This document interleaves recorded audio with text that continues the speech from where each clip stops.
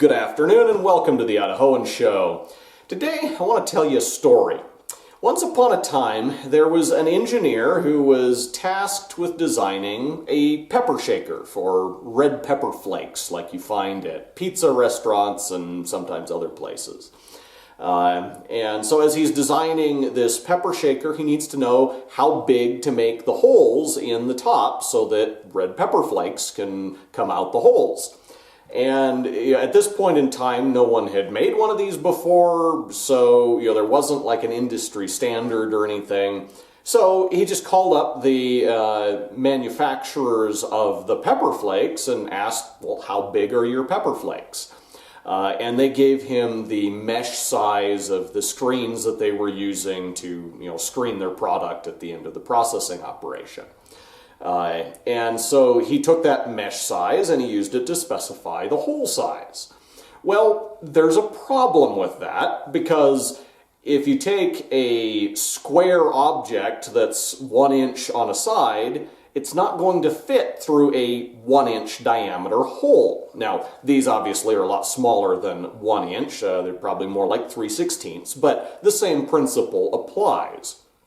And then it would seem that everyone else in industry sort of copied this first, albeit defective, pepper shaker, so that most of the pepper shakers in America all have the same hole size that's all too small to actually allow red pepper flakes to come out. So if you're eating at a pizza restaurant, what you'll probably have to do if you actually want red pepper flakes on your pizza is unscrew the cap and just sprinkle a few out of the jar. However, we got this pepper shaker at a yard sale recently, and I want a pepper shaker that actually works. So to fix this age-old problem, I'm going to open up these holes to a size that will actually allow pepper to come out. I'm thinking probably about 5/16 should be about right. And I don't need to drill out all of them because that might compromise the structural integrity of the cap, but I'll open up enough of the pattern to make this work.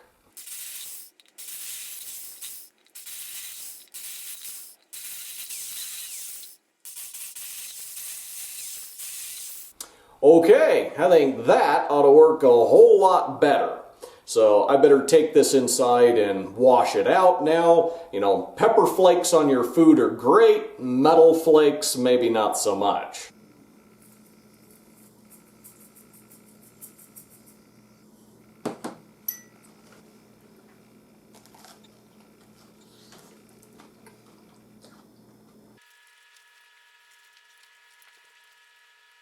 And I should probably clarify before the trolls have a field day with it that yes, that story was purely hypothetical.